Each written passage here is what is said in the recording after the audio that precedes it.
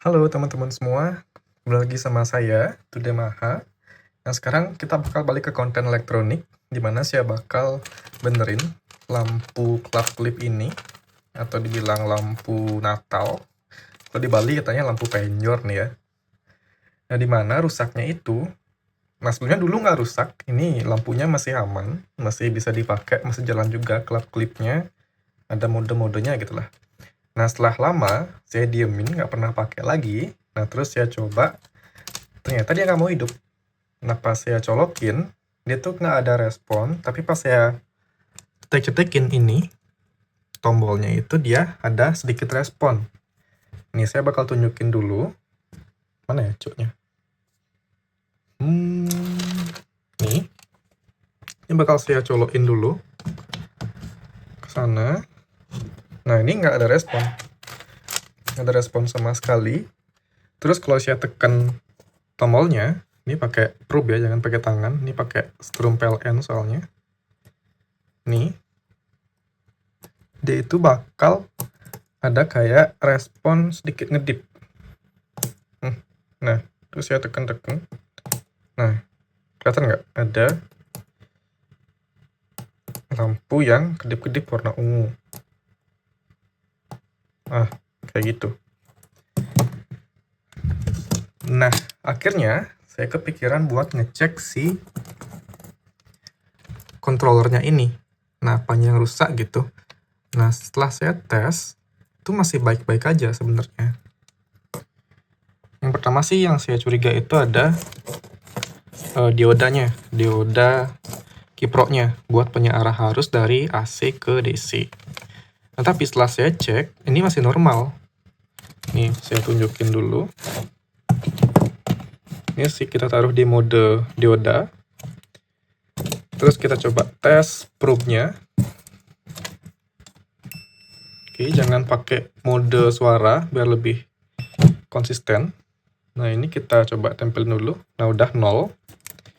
Caranya kita ngukur si dioda ini adalah kita arahin probe-nya, kita bolak-balik, satunya harus muncul angka, satunya itu nggak muncul angka. Nah, kalau dia muncul angka, yang pertama nggak boleh sampai 0. Pertama, ini adalah katoda, ini anoda. Dia bakal ngalir dari sini ke sini untuk listriknya. Nggak boleh dari sini sampai ke sini. Nah, kalau saya taruh merahnya di sini, terus hitamnya di sebelah, itu harusnya muncul angka. Oke, tunggu sebentar.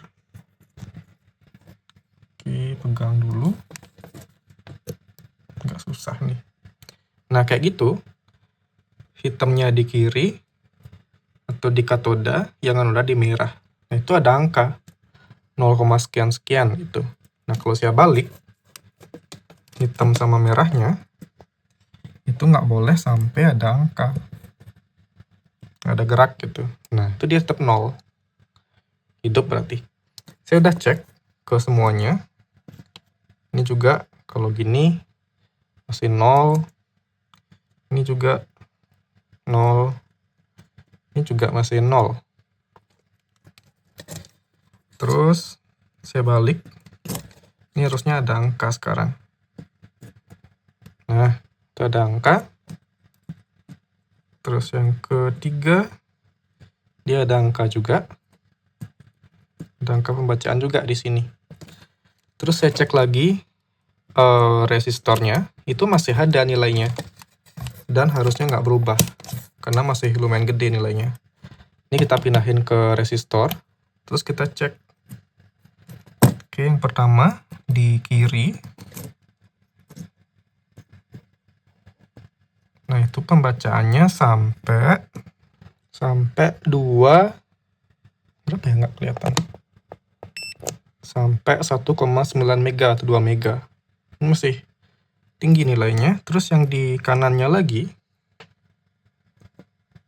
itu sampai 147 kilo ohm. Ini masih aman. Buat resistornya masih aman. Terus diodanya buat penyarahan juga masih aman gitu. Nah, terus kecurigaan saya ada di IC-nya ini. IC controllernya. Ini yang rusak kayak gitu. Cuma saya males nyari pengganti IC-nya karena saya cari di online, di Google gitu. Itu keluarnya lebih banyak lampu Natalnya langsung, bukan IC kayak gini. Dan saya juga agak males gitu nyopot IC ini karena dia bentuknya di solder kayak gini. Dan IC-nya itu ini ditutupin sama plastik silikon gitu. Nah, jadi yang saya pengen itu akhirnya saya bakal langsung aja losin setrumnya setelah Diodaki Pro ini, karena dia udah DC, langsung saya masukin ke lampu-lampunya. Kita nggak bakal pakai controllernya ini, karena saya nggak pengen klap klip juga, biarlah dia hidup aja terus gitu. Dan gimana prosesnya, kita bakal lanjut aja. Nah, buat caranya itu sebenarnya nggak terlalu susah. Nah, ini ada strum buat inputnya dari cuannya ini. Nah, yang ini itu buat masuk input ke Diodaki Pro-nya yang di sini. Ada jalurnya masuk ke Keypro ini, terus dia bakal jadi harus DC dengan tegangan kurang lebih 220 volt. Terus jika kabel teman-teman itu ada 5 ke lampunya, terus di ujungnya itu ada extension kayak gini. Nah, itu bisa dihirauin aja yang ini. Ini berarti nggak usah kita otak-atik, karena dari sini dia masuk dulu ke controllernya, terus dia nyalurin lagi listrik PLN ini ke ekstensi yang ini. Jadinya nggak usah dia apa-apain, nggak usah dihiraukan lah. Terus yang kita fokusin adalah 3 kabel yang ini. Itu ada, kalau nggak salah 2 anoda atau 2 katoda gitu, sama 1 common. Nah, cara kita ngecek itu gampang banget. Kita urut aja kabelnya. Harusnya ini, 2 ini bakal nuju ke lampu terdekat gitu. Nih, coba aja kita cek yang kabel yang pertama ini. Tuh, dia ngurut ke sini.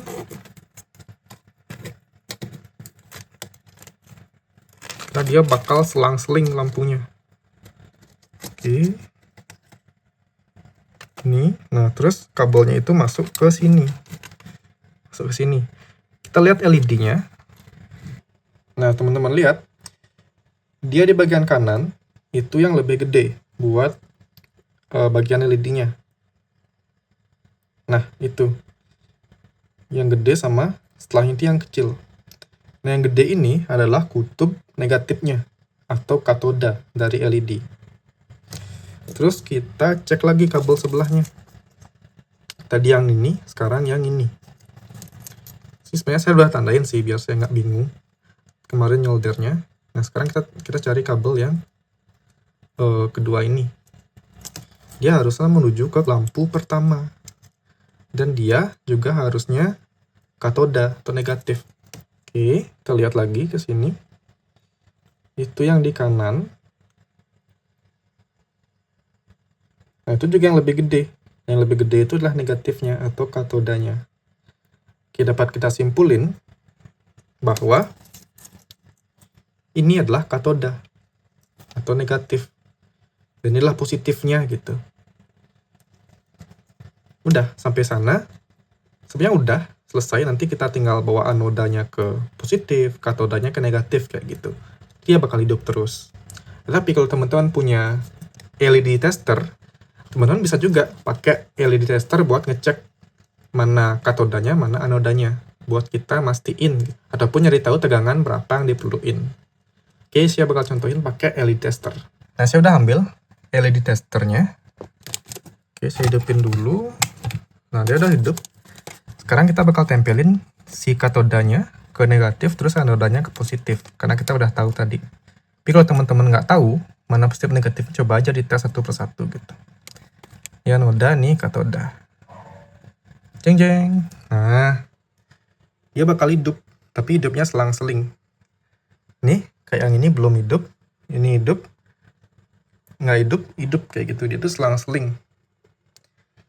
Dia kurang lebih 290-an tegangannya buat ngidupin satu lonjor LED ini. Terus kita cek lagi di sebelahnya. Anoda, terus katoda. Nah, sekarang yang ini. Nah, ini juga selang-seling. Yang pertama hidup, kedua mati. Ini agak susah ya. Saya juga nggak berani megang nih. Soalnya tegangannya lumayan gede. Nah, yang pertama hidup, kedua nggak hidup, ketiganya nggak hidup, keempat hidup gitu. Ini juga sama, ada sekitar 290-an sampai 300. Berarti LED-nya juga masih hidup semua gitu di satu lonjor. Nah, setelah tak telusurin tadi, karena adodanya udah langsung loss ke output dia udah kiprok, yaitu di sini kita urut aja. Nah, ini kita lihat dua dioda ini. Oke, dua dioda yang anggap aja 1 sama 3 gitu. Nah, dia itu ada katodanya, berarti dia adalah positif. Dia itu bakal ngalir dari sini ke sini, jadi arus positif. Terus berarti negatifnya itu adalah dioda 2 sama 4. Kita cek yang di anodanya ini, karena itu bakal diblok arusnya. Yang AC ke DC itu bakal jadi negatif. Kita cek dulu negatifnya itu ada di sini. Oke, saya tunjukin pakai probe aja. Ini positif tadi ke sini, ke dioda 1 sama 3 outputnya.